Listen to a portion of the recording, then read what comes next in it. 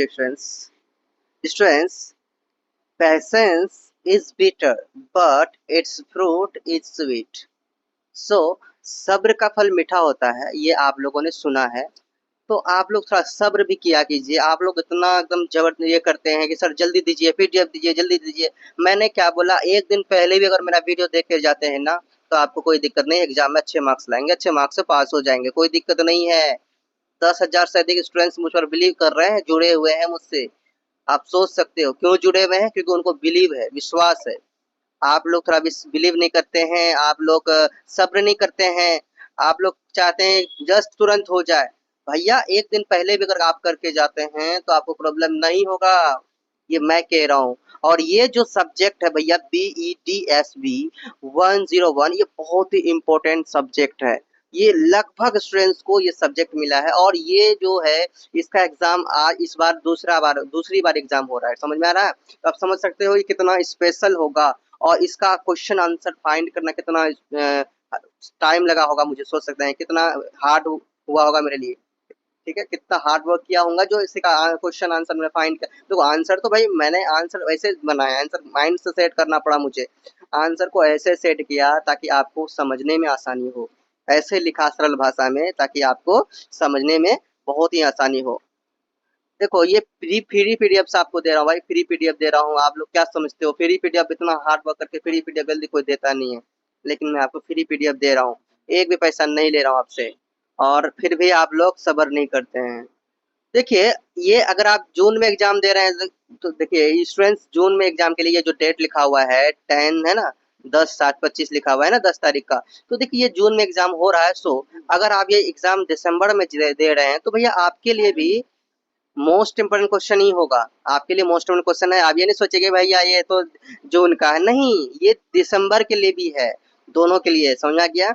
चलिए अब मैं इसका स्टोरी बताता हूँ। ये जो है कि हम दो लोग मिलके बनाए हैं, इसका क्रेडिट देखिए। मैंने कुछ क्वेश्चंस बनाया, और कुछ क्वेश्चंस ये महक नाम की जो स्टूडेंट है, यूट्यूब की ही स्टूडेंट है, और बहुत सारे स्टूडेंट्स मेरे सपोर्ट में भी हैं, मुझे सपोर्ट कर रहे हैं और नोट्स बनाने में, क्योंकि मेरे मेरे पास बहुत सारे काम हैं एंड बहुत सारे स्टूडेंट्स को देखना पड़ता है। तो महक नाम के स्टूडेंट्स ने मुझे सपोर्ट किया बहुत ही ज़्यादा, और भी कई स्टूडेंट्स सपोर्ट कर रहे हैं। तो ये महक जो है कि आप देख सकते हैं, इन्होंने नोट्स प्रोवाइड किया बना के खुद से, हैंड रिटेन। देख सकते हैं दिया है कि नहीं दिया है, ये आप लोग देख लीजिए। देखिए स्टूडेंट्स, इसका एक चैनल भी है, मैं आपको दिखाता हूँ, इसका एक चैनल भी है ना। आप लोग देख सकते हो, जाइए सब्सक्राइब कीजिए। और ये चैनल देखो क्या है भैया, MD राइटर 06 है ना। तो यहाँ पे MD राइटर करके इसका चैनल है। एंड देखिए मोटिवेशनल डालते हैं, जो जो शॉर्ट्स डालते हैं, मोटिवेशनल शॉर्ट्स डालते हैं, मोटिवेट करते हैं, है ना। मोटिवेट करती है, बहुत ही मतलब अच्छी है, बहुत ही मोटिवेशनल टाइप की है ना। और मैं जितना तारीफ करूँ कम ही है। आप लोग जाके विजिट कीजिए, मैं मेंशन कर देता हूँ इनका आईडी, कोई दिक्कत नहीं है, डिस्क्रिप्शन में भी मिल जाएगा। ओके, चलो ये मैंने BEDSV 101 का जो कि मैंने पहले ही आपको मोस्ट इम्पोर्टेंट क्वेश्चन दे दिया था, मूल्यपरक शिक्षा। तो ये मोस्ट इम्पोर्टेंट क्वेश्चन मैंने आपको पहले दिया है। मैंने यहाँ देखो, यहाँ लिखा है ना, जून और दिसंबर दोनों के लिए है, 2025 में दोनों के लिए है। चलिए देखिए, ये सब जो क्वेश्चन मैंने पहले दे दिया था, आप क्वेश्चन को देख लीजिए, रोक कर देख लीजिए, है ना।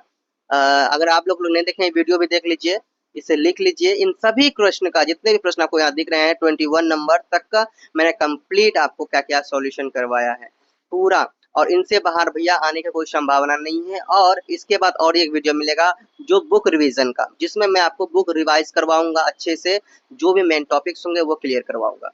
चलिए स्टार्ट करते हैं। और स्टार्ट करने से पहले देखिए, आप देख सकते हैं ना, ये आपने देख लिया ना, BEDSV 101, ये आपका क्या है भाई, टाइटल मूल्यपरक शिक्षा, most important question on answer आपके लिए लाया हूँ।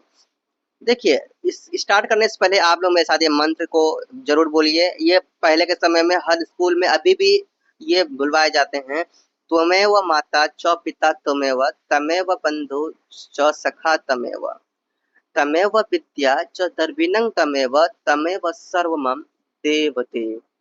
तो ये बहुत ही शक्तिशाली मंत्र है, समझ लो, विद्या की, है ना। तो इसका मतलब आप लोग जानते ही होंगे। आप लोग मेरे साथ बोलिए, विद्या की देवी है ना, ये कौन विद्या की देवी, आप लोग बोलिए। विद्या की देवी कौन होती है ना, सरस्वती माँ। तो आप लोग एक साथ मेरे साथ बोलिए, कमेंट भी कीजिए, है ना, सरस्वती माँ की जय। तो कमेंट कीजिए जय माँ सरस्वती, कमेंट कीजिए, है ना। चलिए भगवान का नाम लेके स्टार्ट करेंगे ना, मजा भी आएगा। और ये कोड बहुत स्पेशल है थोड़ा सा, इसलिए भगवान का नाम लीजिए, अच्छा जाएगा एग्जाम, बहुत अच्छा जाएगा। God bless you my dear students. चलिए स्टार्ट करते हैं। फर्स्ट क्वेश्चन यही था आपका, क्वेश्चन नंबर 1। देखो मैंने खुद से बनाया है।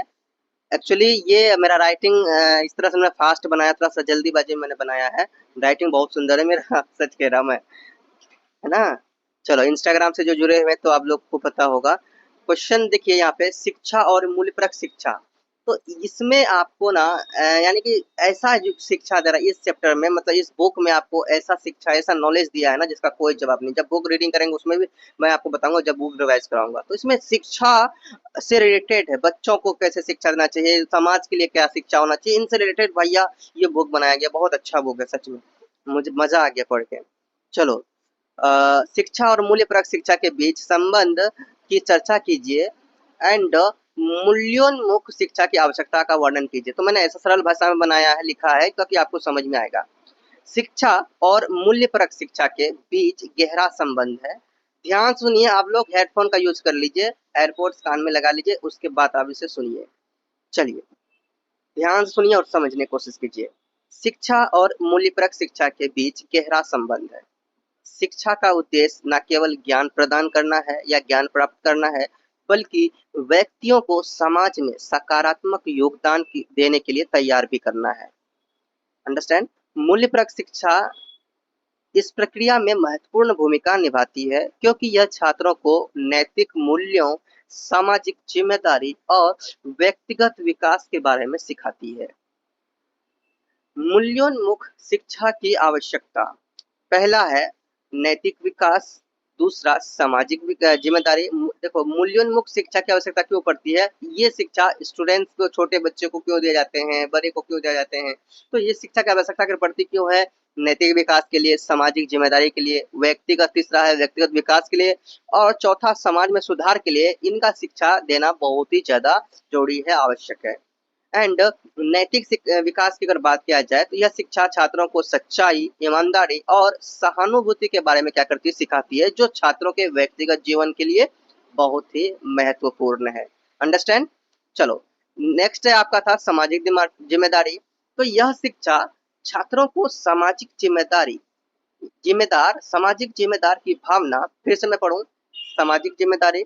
तो यह शिक्षा छात्रों को सामाजिक जिम्मेदारी की भावना विकसित करने में मदद करती है, जिससे कि जिससे वे समाज में सकारात्मक योगदान दे सके। तीसरा आपका था व्यक्तिगत विकास। यह शिक्षा छात्रों को आत्म जागरूक, है ना, आत्म जागरूकता, आत्मनियंत्रण और आत्मसम्मान विकसित करने में मदद करती है। चौथा है समाज में सुधार। इस शिक्षा से समाज में सुधार हो सकता है, क्योंकि छात्रों को समाज के प्रति जिम्मेदार और संवेदनशील, ये शिक्षा क्या समाज में सुधार करवाते हैं, ये शिक्षा संवेदनशील बनाते हैं और जिम्मेदार बनाते हैं छात्रों को, लोगों को, है ना, बच्चों को। चलो अब देखिए हम नेक्स्ट प्रश्न की ओर आ चलते हैं। नेक्स्ट प्रश्न है आपका क्या, क्वेश्चन नंबर 2। क्वेश्चन नंबर 2 है आपका, लोकतंत्र के सिद्धांतों की व्याख्या कीजिए। क्या है लोकतंत्र के सिद्धांत और लोकतंत्र क्या है ये भी जानिए। चलिए आंसर देखिए। लोकतंत्र एक ऐसी व्यवस्था है जहां पर जनता अपने लिए एक खास नेताओं का चयन करती है और सरकार के निर्णयों में भाग लेती है। समझ में आ गया। तो यहाँ पे जनता क्या होता है, लोकतंत्र एक जनता ही तो है। तो एक ऐसी व्यवस्था है जहां पर जनता, तो जनता क्या करते हैं, अपने लिए खास नेता को चुन पाते हैं।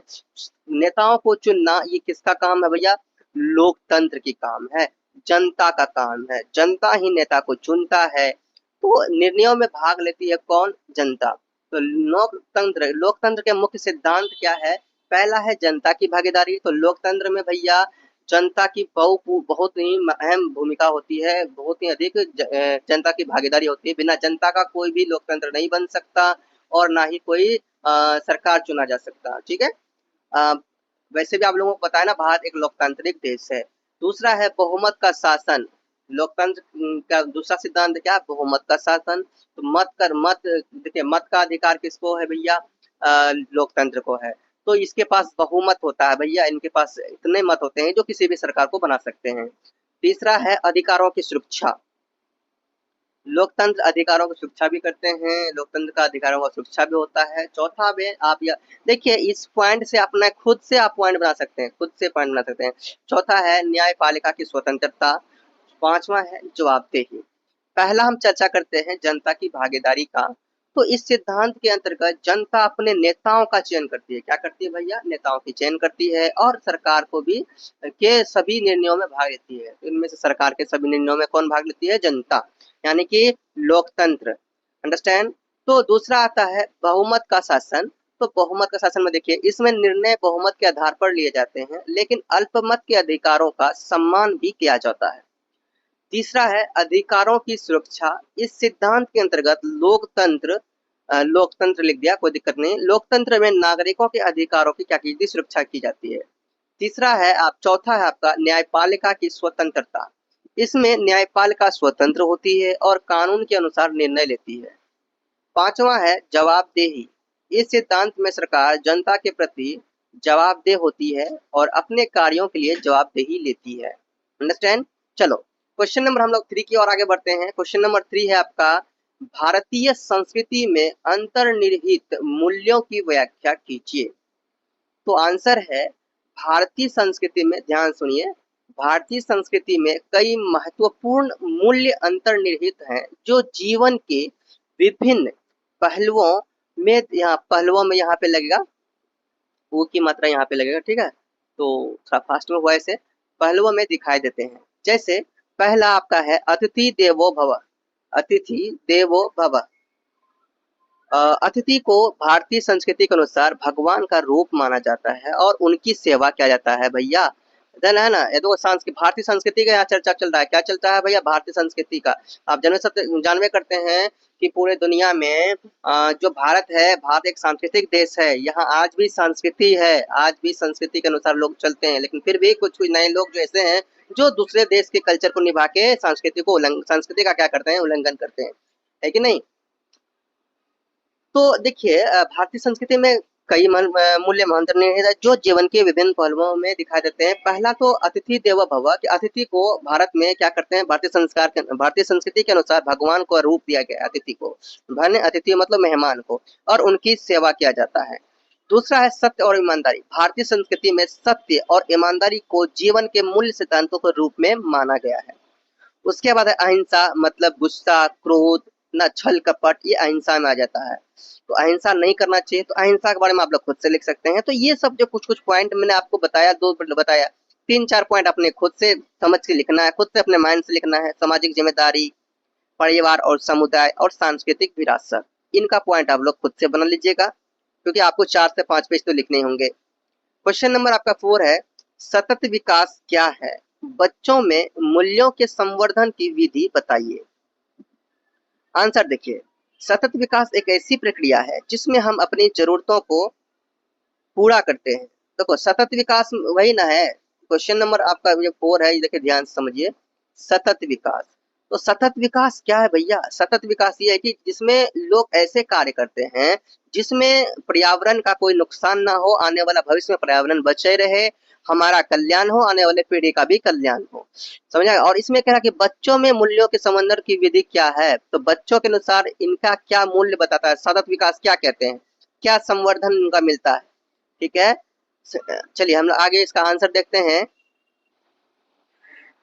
सतत विकास एक ऐसी प्रक्रिया है जिसमें हम अपनी जरूरतों को पूरा करते हैं, पूरा करते हुए भी भविष्य की पीढ़ियों के लिए संसाधन को बचाकर रखते हैं।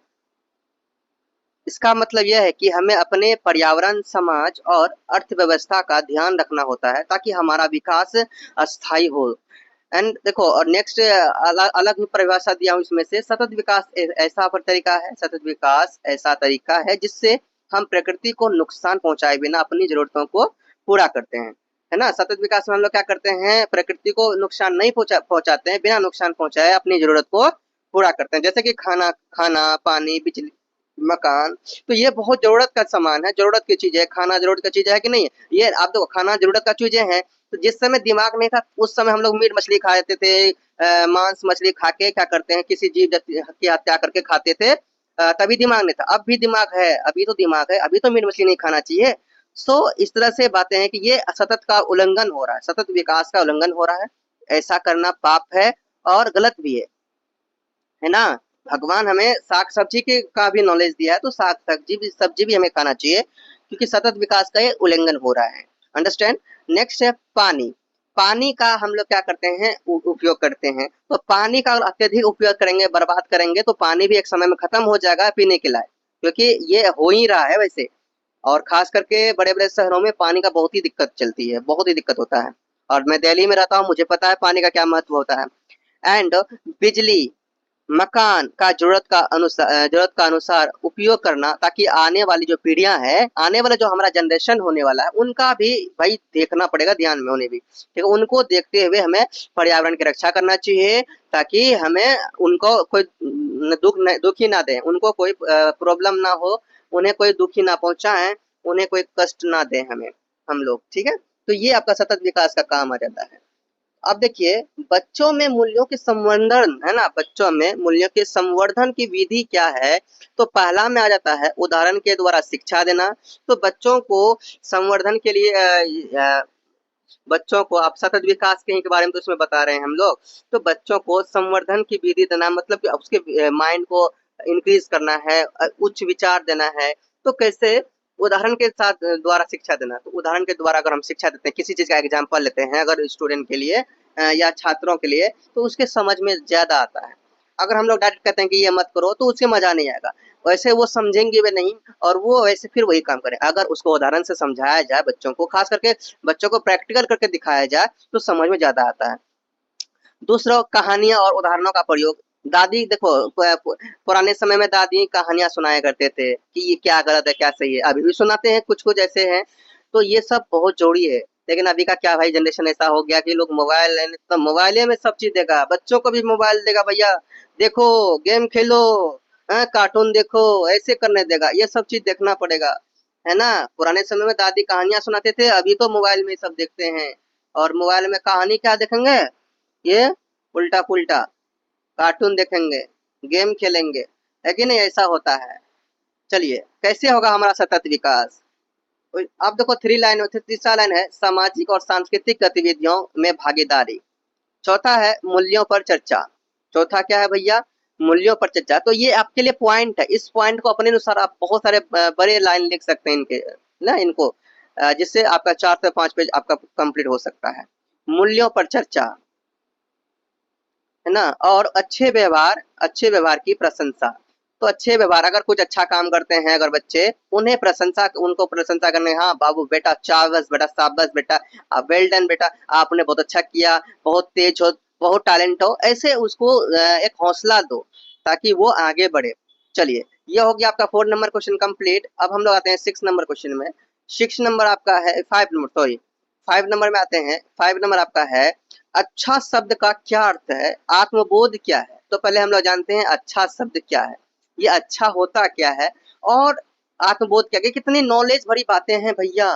चलो, अब मैंने कितना अच्छा से लिखा है कि अच्छा शब्द का अर्थ होता है जो गुणों, विशेषताओं या कार्यों में उत्कृष्टता या सकारात्मक को दर्शाता है ना? जो सकारात्मक को दर्शाता है, उच्च कार्य करता है, जिसके अंदर गुण होता है, वही तो अच्छा होता है। यह शब्द अक्सर नैतिकता, गुणवत्ता और उपयुक्तता से जुड़ा होता है। अब देखो, अच्छा शब्द को और भी अच्छे से समझिए। अच्छा शब्द का अर्थ होता है ना, क्या होता है भैया? उत्तम, श्रेष्ठ, उपयोगी, सकारात्मक या पसंद आने वाली चीजें को हम लोग क्या कहते हैं? अच्छा कहते हैं। समझ में तो अच्छा से आ रहा है आपको, हैं? तभी तो मेरे साथ इतने बच्चे कनेक्ट हो रहे हैं, मुझे पता है। तभी तो इतने सब स्टूडेंट शेयर कर रहे हैं, कमेंट कर रहे हैं, लाइक कर रहे हैं। आप न्यू हो तो भैया लाइक सब्सक्राइबर तो कर दो, है कि नहीं? चलो, सब्सक्राइब कर दो, अपने दोस्तों के पास शेयर करो, मजा आ रहा है अपने दोस्तों को बताओ, चाहते हो एग्जाम देने के लिए बताओ, प्रेम सर के पास चलो पढ़ो, है ना? चैनल को ज्वाइन करो, प्रेम सर का टेलीग्राम ज्वाइन करो, इंस्टा ज्वाइन करो। चलो, अब जानते हैं आत्मबोध। तो आत्मबोध क्या होता है भैया? आत्मबोध का मतलब होता है स्वयं को जानना, है ना? आत्म है ना, खुद को, आत्म है ना, खुद को, बोध मतलब जानना, आत्म मतलब खुद को, बोध मतलब जानना, खुद के बारे में जानना, है ना? आत्म मतलब खुद, बोध मतलब जानकारी प्राप्त करना, खुद के बारे में जानकारी प्राप्त करना है, खुद के बारे में जानना। आत्मबोध का मतलब होता है स्वयं को जानना, अपने अंदर की सच्चाई को पहचानना। यह अपने विचारों, भावनाओं, मूल्यों और उद्देश्यों को पहचानने और समझने की प्रक्रिया है। आत्मबोध व्यक्ति को अपने जीवन में सकारात्मक परिवर्तन लाने और अपने लक्ष्यों को प्राप्त करने में मदद करता है। आत्मबोध के माध्यम से व्यक्ति अपनी ताकतों और कमजोरियों को समझता है, अपने उद्देश्यों और लक्ष्यों को स्पष्ट करता है, अपने जीवन में सकारात्मक परिवर्तन लाने के लिए कार्य करता है। अंडरस्टैंड? तो ये हो गया आपका आंसर 5 नंबर का। अब 6 नंबर में देखिए, 6 नंबर में क्वेश्चन है आपका, देखिए क्या स्टूडेंट्स, कि व्यक्तित्व की विशेषताएं क्या है, व्यक्तित्व विकारों के प्रकार बताइए। तो आंसर देखिए, व्यक्तित्व का मतलब होता है किसी व्यक्ति के सोचने, समझने और बोलने चालने, है ना, सोचने समझने बोलने चलने और व्यवहार करने का संपूर्ण तरीका, जो किसी भी व्यक्ति को अपनी एक अलग पहचान देता है, क्या किसमें, दुनिया में। अगर आप सही से बोलते हो, आपके विचार सही हैं, आपके विचार लोगों को अच्छे लगते हैं, आपसे लोग खुश होते हैं, तो यही व्यक्तित्व की पहचान है, यही व्यक्तित्व की क्या है भैया, पहचान है। आप अगर अच्छे से बात करो, मान के चलो मैं अच्छा से बात करता हूँ, मैं अलग से ही पढ़ाता हूँ, क्या पता आने वाला समय में मैं कुछ ऐसा करके दिखा दूं। अब यहाँ पे देखिए स्टूडेंट्स, व्यक्तित्व की विशेषता आप लोग समझिए। व्यक्तित्व की क्या विशेषता है, व्यक्तिगत विशिष्टता, दूसरा परिवर्तनशीलता, है ना, ये होता है जो व्यक्तित्व वाले इंसान होते हैं। तो तीसरा है सामाजिक व्यवहार, समाज में अच्छे विचार, समाज में अच्छे से बोलना चालना, उसके मन में, उसके मुंह में, उसके चेहरे में भरपूर उत्साह होता है, खुश रहते हैं। पांचवा, लक्ष्य के प्रति के लिए कार्य करना करते हैं वो, और वो बिल्कुल अनोखा होते हैं, है ना, वो स्थिर होते हैं।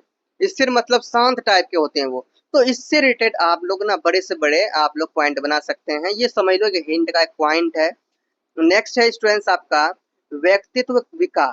तो यह एक मानसिक स्वास्थ्य है, तो विकार है क्या है, व्यक्तित्व विकार समझिए, यह मानसिक स्वास्थ्य को समस्या की समस्याएं हैं, स्वास्थ्य का समस्या, स्वास्थ्य की समस्याएं हैं जो व्यक्ति के विचारों, भावना और व्यवहारों के को क्या करती है, प्रभावित करती है। नेक्स्ट देखते हैं हम लोग, व्यक्ति के विकारों के जो प्रकार हैं वो समझिए। देखिए ये पॉइंट आपको सिर्फ लिखना है, इसके बारे में आपको बताना या नहीं बताना कोई दिक्कत नहीं, बस इस पॉइंट को लिखना है। अगर आप इससे अधिक जानकारी लेना चाहते हैं तो इस पॉइंट को आप ना सर्च करेंगे, आपको पता चल जाएगा। फिर भी आप लोग ध्यान दीजिएगा कि व्यक्तित्व के जो विकार हैं वो देखिए, व्यक्तित्व के जो विकार हैं वो सीमावर्ती व्यक्तित्व विकार हैं। दूसरा नॉर्सिसिस्टिक नॉर्सिसिस्टिक व्यक्तित्व विकार है। तीसरा है एंटी सोशल व्यक्तित्व विकार।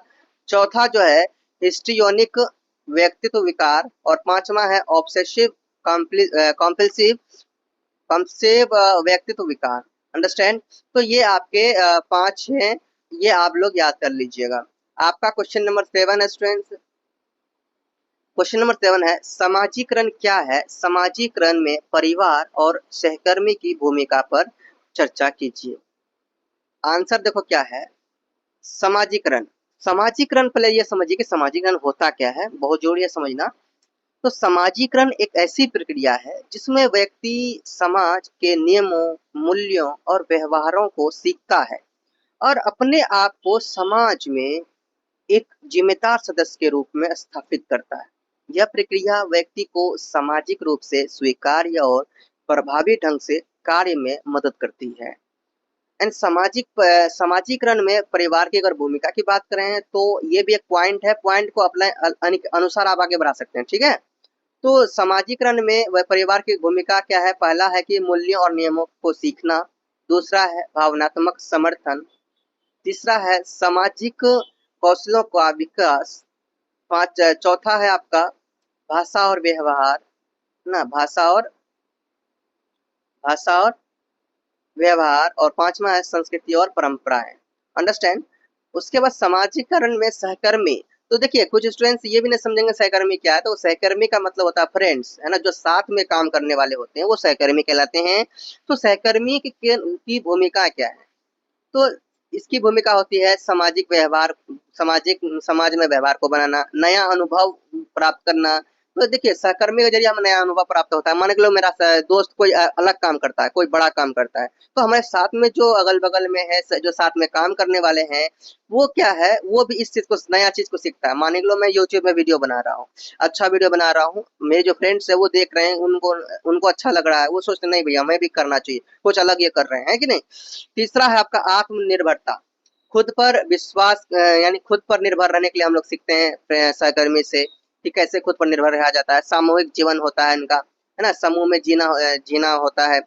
एंड मूल्य और दृष्टिकोण होते हैं इनके। तो इस तरह से ये पॉइंट है इनके। इनके और भी बड़े बड़े आंसर आप लिख सकते हैं, इनका अलग अलग स्टेप बना के लिख सकते हैं। ओके, चलिए क्वेश्चन नंबर हम लोग 8 आते हैं। क्वेश्चन नंबर 8 है, ध्यान से समझिए कि मूल्य संवर्धन में माता पिता की भूमिका की क्या है, भूमिका क्या है। मूल्य संवर्धन में माता पिता की क्या भूमिका है, इसकी क्या कीजिए, व्याख्या कीजिए। ध्यान सुनिए, मूल्य संवर्धन का मतलब इस प्रश्न के अनुसार होता है बच्चों में नैतिक मूल्य, है ना, अच्छे विचार को क्या करना, अच्छे विचारों का विकास कराना।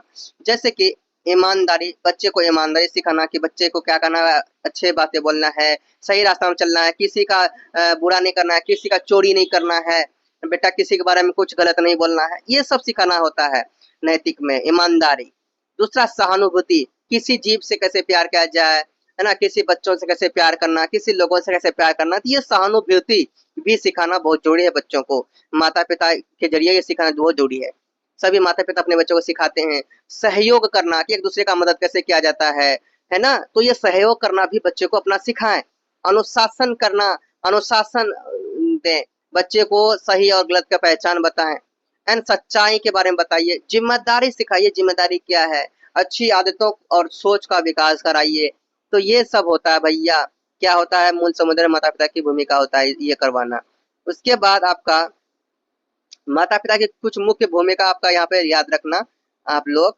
पहला इसमें भूमिका आता है आदर्श प्रस्तुत करना, प्रेम और अनुशासन का शिक्षा देना, बच्चों के लिए सकारात्मक वातावरण प्रदान करना। चौथा इसमें आता है संज्ञानात्मक विकास को बढ़ावा देना। पांचवा आता है शिक्षा में शामिल होना। छठा आता है धार्मिक और सांस्कृतिक शिक्षा देना, है ना। और छठा आता है क्या स्टूडेंट्स, दायित्व सौंपना। अंडरस्टैंड। तो ये हो गया आपका भाई क्वेश्चन नंबर 8 का आंसर। आप लोग ध्यान से देख लिए होंगे, समझ लिए होंगे, ऐसे ध्यान समझिए। अब आते हैं हम लोग क्वेश्चन नंबर 9 में। क्वेश्चन नंबर आपका 9 है, घर घर जो है, घर जो होता है, हम लोग जो घर में रहते हैं, घर सीखने का प्रथम स्थान होता है। सही बात है ना। हम लोग जो भी बच्चे जन्म लेते हैं, तो सबसे पहले बच्चे कहाँ सीखते हैं भैया, क्या कोई टीचर के पास जाता है सीखने, क्या गुरु के पास जाते हैं, नहीं, सबसे पहले बच्चे अपने घर में ही सीखते हैं। तो चर्चा कीजिए इनके बारे में क्या है, तो ध्यान से सुनिए, है ना। आंसर है इसका कि यह बात पूर्णतः सत्य है कि यह घर घर जो होता है वो सीखने का प्रथम स्थान होता है।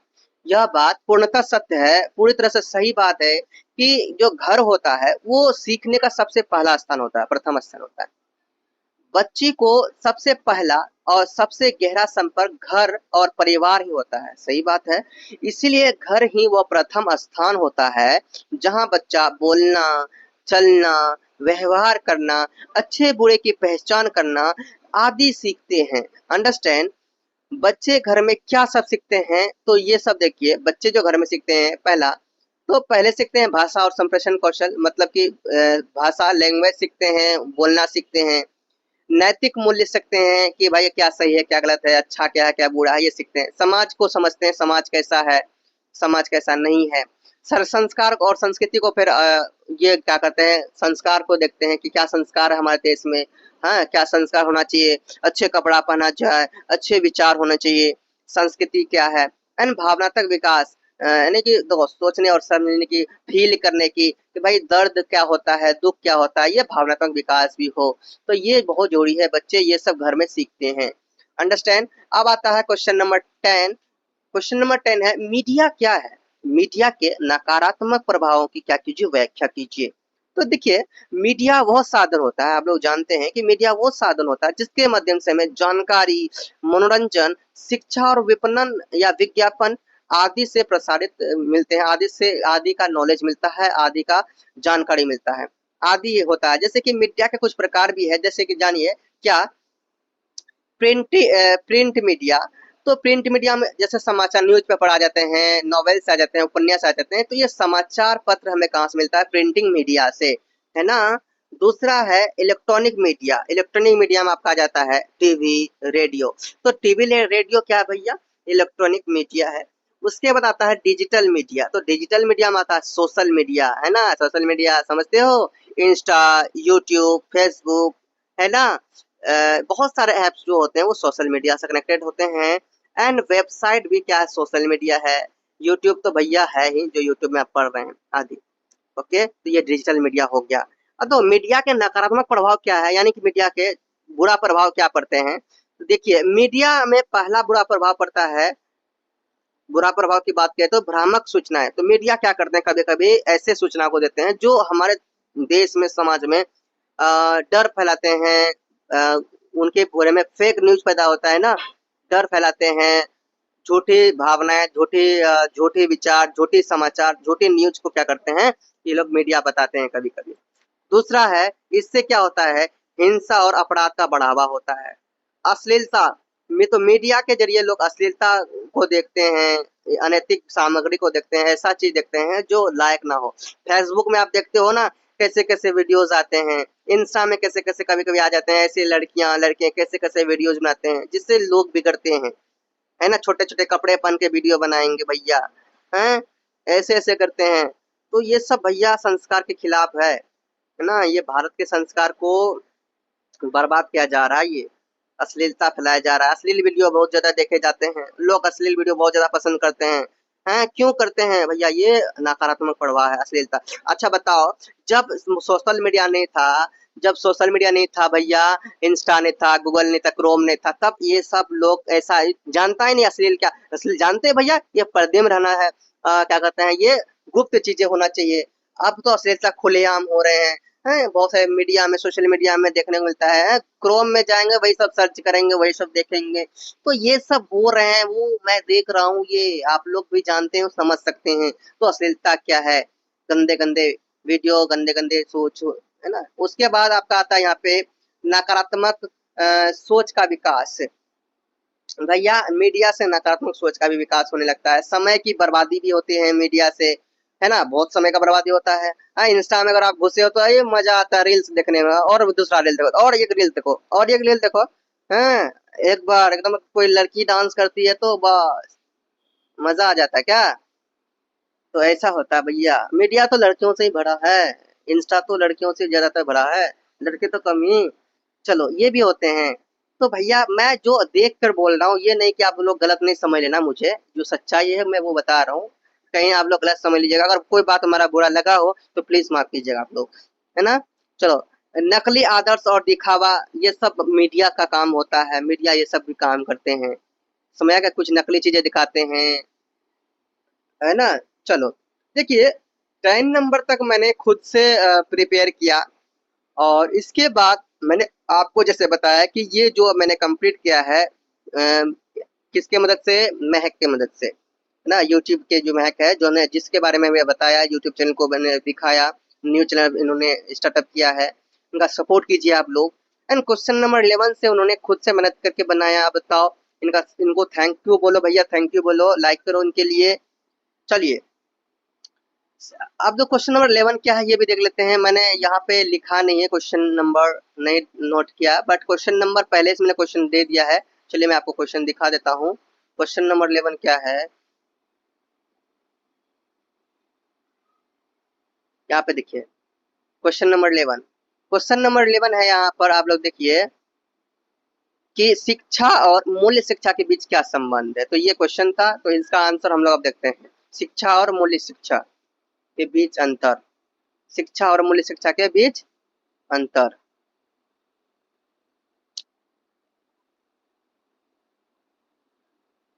चलिए अब यहाँ पर देखिए, आंसर देखिए, शिक्षा और मूल शिक्षा के बीच अंतर देखिए, आंसर देखिए। शिक्षा का उद्देश्य केवल ज्ञान, जानकारी और कौशल प्रदान करना नहीं है, बल्कि एक व्यक्ति के समस्त विकास को सुनिश्चित करना है। इसी उद्देश्य की पूर्ति में मूल्य शिक्षा की महत्वपूर्ण भूमिका होती है। पूर्ति में मूल्य शिक्षा की बहुत ही अधिक क्या होती है? भूमिका होती है। तो शिक्षा और मूल्य शिक्षा के बीच संबंध क्या है? शिक्षा का उद्देश्य पूर्ण व्यक्ति शिक्षा का जो उद्देश्य होता है वो पूर्ण व्यक्तित्व विकास है, जिसमें नैतिकता, सामाजिक उत्तरदायित्व, सहानुभूति, ईमानदारी जैसे मूल आवश्यक हैं। मूल्य शिक्षा उसके इसके बिना अधूरी है। तो मूल्य जो शिक्षा होती है इसके बिना अधूरी है। तो मूल्य शिक्षा की अगर बात करें तो मूल्य शिक्षा शिक्षा का अभिन्न अंग है, जो छात्र के आचरण, व्यवहार और सोच को सकारात्मक दिशा देती है। कितना अच्छा लग रहा है, कितना अच्छा से, वाह, वेल डन, वेल डन मैक। शिक्षा नंबर इसमें 3 है, शिक्षा के माध्यम से मूल्य जागरूकता को व्यवहार में उतारा जाता है, जैसे कि सहयोग, सत्य, अहिंसा और आत्म अनुशासन आदि। 4th है आपका, आज के युग में केवल अकादमिक ज्ञान प्राप्त नहीं बल्कि नैतिक मूल्यों से युक्त शिक्षा दी जाती है। शिक्षा ही नैतिक मूल्यों के से युक्त शिक्षा ही समाज और राष्ट्र के निर्माण में सहायक बनती है। निष्कर्ष निष्कर्ष देखिए, निष्कर्ष आप लोग कहीं कभी कोई स्टूडेंट ऐसे हैं कि निष्कर्ष को ना नेगेटिव समझ रहे हैं, निष्कर्ष में क्या क्या जाए। देखो, निष्कर्ष समझ लो कि आपने इस प्रश्न में क्या सीखा, इसने क्या जवाब दिए, आपने इसमें क्या क्या लिखा, यही निष्कर्ष में बताना है। तो यहाँ पे उसी से रिलेटेड लिखना है। तो यहाँ लिखा है क्या क्या लिखा है भैया, शिक्षा और मूल्य शिक्षा दोनों परस्पर पूरक हैं। शिक्षा के माध्यम से जब नैतिक, सामाजिक और आध्यात्मिक मूल्यों को भी आत्मसात किया जाए तभी वह सार्थक और पूर्ण मानी जाती है। इसलिए मूल्य शिक्षा को मुख्य धारा की शिक्षा में एकीकृत किया जाना आवश्यक है। कंप्लीट हो गया। क्वेश्चन नंबर आप देखिए 12 है क्या, क्वेश्चन नंबर 11 तो कंप्लीट है, क्वेश्चन नंबर 12 देखते हैं। क्वेश्चन नंबर 12 है, नैतिकता और नीति शास्त्र में क्या अंतर है। तो नैतिकता और नीति शास्त्र में क्या अंतर है, चलिए हम लोग देखते हैं। तो नैतिकता और नीति शास्त्र दोनों का संबंध अच्छे, बुरे, सही, गलत के विचारों से है, लेकिन दोनों में महत्वपूर्ण अंतर होता है। तो नैतिकता देखिए, नैतिकता को पहले समझिए। नैतिकता का अर्थ होता है समाज में प्रचलित सही और गलत के व्यवहारिक क्या नियम, समाज में प्रचलित सही और गलत के व्यवहारिक नियम। तो उद्भव की अगर बात किया जाए, ये परंपरा, संस्कृति और समाज से, है ना, ये उद्भव हुआ है नैतिकता। एंड एग्जाम्पल देखो, बड़ों का सम्मान करना, झूठ ना बोलना, ये नैतिकता है। परिवर्तनशीलता देखिए यहाँ पे, समय स्थान व संस्कृति के अनुसार बदल सकती है ये। उसके बाद आपका क्या है, नैतिकता। नैतिकता लोगों के व्यवहार और आचरण का सामाजिक क्या भैया, सामाजिक पढ़ा है ना, सामाजिक। तो फिर से मैं आपको सुना दूं, नैतिकता लोगों के व्यवहार और आचरण का सामाजिक पद है। एंड नेक्स्ट देखिए, नीति शास्त्र क्या है। तो नीति शास्त्र सही गलत के सिद्धांतों का दार्शनिक अध्ययन है। उद्भव की बात करें तर्क, विवेक, दर्शन शास्त्र से। तो नीति शास्त्र में नीतियां बनाई जाती है, नीति होते हैं, ठीक है। एग्जाम्पल, क्या किसी स्थिति में झूठ बोलना उचित हो सकता है, जैसे प्रश्न। परिवर्तनशीलता इसमें देखते हैं, अस्थायी और सार्वभौमिक तर्कों पर आधारित हो सकता है। नीति शास्त्र नैतिकता के पीछे के तर्क और सिद्धांतों का बौद्धिक व दार्शनिक अध्ययन है। अंडरस्टैंड। तो ये वह 12 नंबर का हो गया, और इसके जरिए से आप और भी कई आंसर लिख सकते हैं, मतलब इनमें से थोड़ा आंसर बढ़ा सकते हैं। चलिए हम नेक्स्ट क्वेश्चन देखते हैं, क्वेश्चन नंबर 13। क्वेश्चन नंबर 13 है, परंपरावादी और प्रगतिवादी के बीच क्या अंतर है। ओके, तो परंपरावादी और प्रगतिवादी के बीच अंतर देखते हैं क्या है। चलिए आंसर देखिए, परंपरावादी वह होता है जो परंपरा को महत्व देता है और आधुनिकता या बदलाव के स्थान पर पुराने विचारों और नियमों का पालन करता है और उसे उचित मानता है। पालन करना क्या मानता है, उचित मानता है। सोच का आधार पहला देखिए, इसमें से पॉइंट है सोच का आधार। तो अतीत की परंपराओं, रीति रिवाजों, धार्मिक मूल्य पर आधारित। दूसरा, परिवर्तन के प्रति दृष्टिकोण, परिवर्तन का विरोध करते हैं, पुराने नियमों को ही सही मानते हैं। तीसरा है शिक्षा का उद्देश्य, नैतिकता व परंपराओं की क्या है, रक्षा करना उद्देश्य। तीसरा है आपका शिक्षा की दृष्टि, शिक्षा का उद्देश्य नैतिकता व परंपराओं की रक्षा करना है। समाप्ति, समाज की सोच, समाज को स्थिर और पारंपरिक बनाए रखना चाहते हैं। एग्जाम्पल, धार्मिक रूढ़ियां, जातिवादी सोच, महिलाओं को घर तक सीमित रखना। प्रगतिवाद, जो समाज में सुधार, बदलाव और नवीन विचारों को अपनाने का पक्षधर होता है और आगे बढ़ने की सोच रखता है। पहला है सोच का आधार, तर्क, अनुभव, नवीनता और वैज्ञानिक दृष्टिकोण पर आधारित। दूसरा है परिवर्तन के प्रति दृष्टिकोण, परिवर्तन को आवश्यक मानते हैं और समाज को सुधारने का प्रयास करते हैं। शिक्षा की दृष्टि, शिक्षा का उद्देश्य सोचने, समझने और नवाचार करने की क्षमता का विकास। एंड एग्जाम्पल, वैज्ञानिक सोच, लिंग समानता, तकनीकी नवाचार। निष्कर्ष देखो, परंपरावादी पुराने मूल्यों और परंपराओं को बनाए रखने में विश्वास रखते हैं, जबकि प्रगतिवादी समाज में सुधार और नवाचार को प्राथमिकता देते हैं। अब देखिए क्वेश्चन नंबर 14 क्या है। क्वेश्चन नंबर 14 देखते हैं। क्वेश्चन नंबर 14 है आपका, 2 बार मैंने ले लिया था तो क्वेश्चन नंबर 14 ही समझो। तो क्वेश्चन नंबर 14 है, भारतीय दर्शन के उद्देश्यों का संक्षेप में क्या कीजिए, वर्णन कीजिए। चलिए देखते हैं। भारतीय दर्शन भारत में विकसित हुए दर्शन शास्त्रों का समूह है जो जीवन, आत्मा, ईश्वर, मोक्ष और मानव कल्याण जैसे गहरे प्रश्नों का गंभीर अध्ययन और चिंतन करता है। भारतीय दर्शन के उद्देश्य निम्नलिखित हैं। पहला उद्देश्य होता है इसका मोक्ष की प्राप्ति का। तो भारतीय दर्शन का सर्वोच्च लक्ष्य आत्मा की मुक्ति या मोक्ष है। यह जन्म मरण के चक्र से छुटकारा पाने और परम सत्य की प्राप्ति की ओर मार्गदर्शन करता है। दूसरा, प्रमाण और ज्ञान की खोज, सत्य को जानने के लिए विभिन्न प्रमाणों, प्रत्यक्ष अनुमान, अपमान आदि के माध्यम से ज्ञान प्राप्त करना भी इसका उद्देश्य है। तीसरा है आचरण और नैतिकता, सही और गलत के विवेक को समझकर नैतिक जीवन जीना, धर्म का पालन करना तथा सदाचरण करना भी इसके प्रमुख उद्देश्य हैं। चौथा है दुखों से मुक्ति, जीवन के दुखों का कारण जानना और उनसे छुटकारा पाने का मार्ग दिखाना भी एक प्रमुख उद्देश्य है। अब आते हैं क्वेश्चन नंबर 15। देखिए क्वेश्चन नंबर 15 क्या था हमारा। क्वेश्चन नंबर 15 आपका देखिए, सूफीवाद को वर्णित कीजिए। अंडरस्टैंड, किसको, सूफीवाद को वर्णित कीजिए। चलिए देखते हैं इसका आंसर।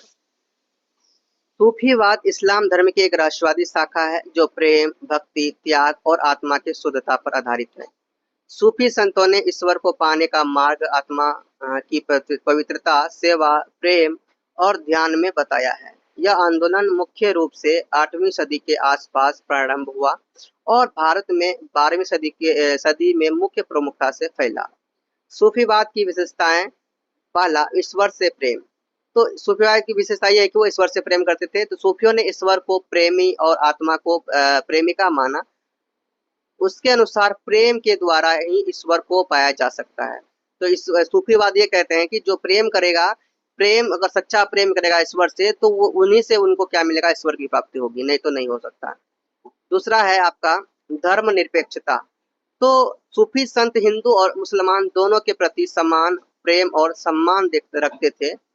तीसरा है गुरु शिष्य परंपरा। सूफी संतों के शिष्य होते थे जिन्हें वे आध्यात्मिक शिक्षा देते थे। अब भारत में प्रमुख सूफी संत, तो भारत में प्रमुख सूफी जो संत थे वो थे ख्वाजा मोइनुद्दीन चिश्ती जो अजमेर के थे। दूसरा बाबा फरीद। तीसरा निजामुद्दीन औलिया। चौथा इसमें शेख सलीम चिश्ती। क्वेश्चन नंबर 16 देखिए। क्वेश्चन नंबर 16 क्या है, पहले देख लेते हैं। क्वेश्चन नंबर 16 है, भारत में बहुसांस्कृतिक समाज में रहने की चुनौतियां क्या है, तो ये बताना है। चलिए आंसर देखते हैं। आंसर है, भारत एक बहुसांस्कृतिक देश है जहां अनेक धर्म, जातियां, भाषाएं और परंपराएं एक साथ निवास करती है। यह विविधता जहां एक और भारत की शक्ति है, वहीं इसके कारण कई सामाजिक, राजनीतिक और सांस्कृतिक चुनौतियां भी उत्पन्न होती है। मुख्य चुनौतियां निम्नलिखित है। पहला है सांस्कृतिक टकराव। विभिन्न समुदाय के रीति रिवाजों, परंपराओं और विश्वास एक दूसरे से अलग होती है। कभी कभी यह भिन्नताएं सामाजिक तनाव या विवाद का कारण बन जाती है। तीसरा है भाषाई विविधता। भारत में 22 आधिकारिक भाषाएं और सैकड़ों बोलियां हैं। इस विविधता के कारण संप्रेषण और शिक्षा में कठिनाइयां उत्पन्न होती है। तीसरा है जातिवाद और भेदभाव। जातिवाद आधारित असमानता अब भी कई क्षेत्रों में व्याप्त करती है। यह सामाजिक एकता और समावेशिता में बाधा बनती है। निष्कर्ष, भारत में बहुसांस्कृतिक समाज होना गौरव का विषय है, लेकिन इसके साथ जुड़ी चुनौतियों का समाधान सहिष्णुता, संवाद, शिक्षा और समानता के माध्यम से किया जा सकता है। सभी समुदायों को साथ लेकर चलना ही देश की प्रगति का मार्ग है। क्वेश्चन नंबर 17 है मूल्य। क्वेश्चन नंबर 17 देखो, पहले देख लेते हैं क्वेश्चन 17 क्या है। क्वेश्चन नंबर 17 है कि मूल्य शिक्षा के महत्व को बताइए। तो मूल्य शिक्षा क्या है, इन पर चर्चा करना है। चलिए देखते हैं। तो देखिए आंसर है मूल्य शिक्षा। मूल्य शिक्षा का उद्देश्य विद्यार्थियों में नैतिक, सामाजिक, सांस्कृतिक और आध्यात्मिक मूल्यों का विकास करना है, जिससे वे एक अच्छे नागरिक और संवेदनशील मानव बन सके। मूल्य शिक्षा के महत्व है चरित्र निर्माण। यह व्यक्ति के भीतर ईमानदारी, सत्यता और कर्तव्य निष्ठा जैसे गुणों का विकास करती है। एक मजबूत और सच्चरित्र समाज के निर्माण में सहायता करती है। दूसरा सामाजिक समस्ता। सामाजिक समस्ता यह सहयोग, सहिष्णुता, समानता और भाईचारे की भावना को बढ़ावा देती है। समाज में जाति, धर्म, लिंग आदि के भेदभाव को कम करती है। तीसरा है राष्ट्र निर्माण। मूल्यनिष्ठ नागरिक देश की उन्नति में सहयोग करते हैं। यह भ्रष्टाचार, हिंसा और अन्य सामाजिक बुराइयों से लड़ने की शक्ति प्रदान करती है। तो निष्कर्ष देखते हैं। तो मूल्य शिक्षा केवल किताबी ज्ञान नहीं बल्कि जीवन जीने की कला सिखाती है। यह व्यक्ति को न केवल एक अच्छा विद्यार्थी बनाती है बल्कि एक अच्छा इंसान और जिम्मेदार नागरिक बनाती है। अब देखिए क्वेश्चन नंबर 18 क्या है। क्वेश्चन नंबर 18 आपका स्टूडेंट देखिए, मूल्य विकास में समाजीकरण प्रक्रिया का क्या महत्व है। तो मूल्य विकास में क्या महत्व है समाजीकरण की प्रक्रिया का, तो चलिए देखते हैं। तो आंसर है स्टूडेंट्स, समाजीकरण वह प्रक्रिया है जिसके द्वारा व्यक्ति समाज के नियमों, मूल्यों और विश्वासों और व्यवहारों को सीखता है और अपनाता है। यह प्रक्रिया मूल्य विकास में अत्यंत महत्वपूर्ण भूमिका निभाती है। मूल्य विकास में समाजीकरण की भूमिका और महत्व देखिए। मूल्यों की सीख प्रारंभिक अवस्था से, पहला देखिए क्या, परिवार, विद्यालय, मित्र और समुदाय के माध्यम से व्यक्ति प्रारंभिक अवस्था से ही अच्छे, बुरे, सही, गलत का भेदभाव समझता है। दूसरा, अनुकरण और अनुशासन। बच्चे अपने आसपास के लोगों को देखकर सीखते हैं और माता-पिता, शिक्षक, वयस्क आदि व्यवहार बच्चे के मूल्य गठन को प्रभावित करता है। एंड यह अनुकरण समाजीकरण का आधार बनता है। सांस्कृतिक हस्तांतरण की बात करें तो समाजीकरण के माध्यम से सांस्कृतिक परंपराएं, नैतिक मूल्य और मान्यताएं एक पीढ़ी से दूसरी पीढ़ी तक खींच जाती है। एंड क्वेश्चन नंबर 19 देखते हैं। 19 क्या है। क्वेश्चन नंबर 19 है आपका देखिए, मॉडलिंग को एक प्रक्रिया के रूप में समझाइए। तो मॉडलिंग क्या है, इसको एक प्रक्रिया के रूप में आपको समझाना है। चलिए आंसर देखते हैं क्या है मॉडलिंग। देखिए आंसर देखिए, मॉडलिंग एक प्रक्रिया है जिसके द्वारा हम किसी वास्तविक वस्तु, घटना या प्रणाली का एक प्रतिनिधित्व तैयार करते हैं। इससे एक प्रक्रिया के रूप में निम्नलिखित चरणों में समझा जा सकता है। समस्या की पहचान। तो भैया सबसे पहले यह समझा जाता है कि किस समस्या या प्रणाली का मॉडल बनाना है। दूसरा, जानकारी एकत्र करना। तो मॉडल तैयार करने के लिए आवश्यक तथ्यों, आंकड़ों और सूचनाओं को एकत्र किया जाता है। तीसरा है मॉडल का निर्माण। एक सरल और स्पष्ट मॉडल तैयार किया जाता है जो मूल्य प्रणाली का प्रतिनिधित्व करता है। यह मॉडल भौतिक, गणितीय, सांकेतिक या सैद्धांतिक हो सकता है। उपयोग, अंतिम मॉडल को निर्णय लेने, शिक्षा, अनुसंधान और पूर्वानुमान के लिए उपयोग में लाया जाता है। देखिए मॉडलिंग वाला क्वेश्चन मैं आपको बुक से बताऊंगा, बुक के अकॉर्डिंग, अंडरस्टैंड। तो आप लोग को टेंशन नहीं लेना है, कुछ डाउट हो तो आप टेंशन नहीं लीजिएगा, मैं आपको बुक के अकॉर्डिंग करवाऊंगा। चलिए देखते हैं क्वेश्चन नंबर 20 क्या है। क्वेश्चन नंबर 20 है, शैक्षणिक रूप से अच्छा प्रदर्शन करने में सहकर्मी हमें कैसे मदद करता है। तो भैया देखते हैं शैक्षणिक रूप से अच्छा प्रदर्शन करने में सहकर्मी कैसे मदद करते हैं हमारी। चलो देखते हैं आंसर देखिए। आंसर देखिए स्टूडेंट्स, सहकर्मी शैक्षणिक रूप से अच्छा प्रदर्शन करने में कई तरीकों से मदद करते हैं जो निम्नलिखित है। पहला, वे हमें कठिन विषयों को समझने में सहायता करते हैं। देखो यहाँ पे आप लोगों को भैया एक डाउट नहीं रखना, मैंने पहले भी बताया सहकर्मी क्या होते हैं, जो साथ में काम करते हैं, ठीक है। या कोई जो फ्रेंड होते हैं, फ्रेंड को भी सहकर्मी कह सकते हैं। सहकर्मी जो साथ में काम करने वाले होते हैं वो भी सहकर्मी कहलाते हैं। तो ये सब ध्यान रखिएगा, भटकिएगा नहीं। तो भैया ये क्या मदद करते हैं, देखो वे हमें क्या करते हैं, कठिन विषयों को समझने में सहायता करते हैं। समूह अध्ययन में मिलकर पढ़ाई करने से ज्ञान की अदला बदली भी होती है ना, इनके जरिए से सकारात्मक प्रतिस्पर्धा से प्रेरणा मिलती है ना। वे हमें अनुशासित और समय पर कार्य पूर्ण करने के लिए प्रोत्साहित करते हैं सहकर्मी। एंड देखो संदेहों को स्पष्ट रूप में सहारा देते हैं। तो भी इतना ही लिखा हुआ, कोई दिक्कत नहीं है, मैं आपको वहां पे बताऊंगा, कहाँ पे, बुक में बताऊंगा। जो बाकी है कोई दिक्कत नहीं है, आपको टेंशन नहीं लेना है। चलिए क्वेश्चन नंबर 21 देखते हैं क्या है। क्वेश्चन नंबर 21 है आपका, सोशल मीडिया क्या है। तो मैंने अभी मीडिया क्या है इसके बारे में बताया था, बट सोशल मीडिया भी आपको बता रहा हूँ। एंड क्यों मैंने ये क्वेश्चन रखा आप लोगों के लिए, क्योंकि जब मीडिया वाला क्वेश्चन आ गया, सोशल मीडिया भी क्वेश्चन आ सकता, सोशल मीडिया का भी, सो मैंने आपके लिए क्वेश्चन रखा था। अंडरस्टैंड। चलिए देखते हैं सोशल मीडिया क्या है। वैसे तो स्टूडेंट्स मैंने अभी सोशल मीडिया के बारे में आप लोगों को बताया भी था, फिर भी यहाँ पर देखिए महक के अनुसार क्या है। तो महक ने लिखा है, सोशल मीडिया एक ऐसा डिजिटल प्लेटफॉर्म है जहां लोग इंटरनेट के माध्यम से एक दूसरे से संवाद करते हैं। सही बात है। जानकारी साझा करते हैं। सही बात है। विचारों का आदान प्रदान करते हैं। अंडरस्टैंड। एंड एग्जाम्पल के तौर पे आप लोग मान सकते हैं इंस्टाग्राम, फेसबुक, यूट्यूब, है ना। सही बात है। बिल्कुल राइट, वाह, वेल डन। सोशल मीडिया के लाभ देखो, सोशल सूचना का आदान प्रदान, ताजा खबरें आते हैं, शैक्षिक जानकारी मिलती है और दुनिया भर की घटनाएं तुरंत जान सकते हैं। तो देखो सोशल मीडिया का आप यूज नहीं करते तो आपको मेरा वीडियो मिलता नहीं, मिलता ना। चलिए, उसके बाद संपर्क बनाए रखना होता है, दोस्तों, रिश्तेदारों और दूर दराज में रहने वाले लोगों से जुड़ सकते हैं।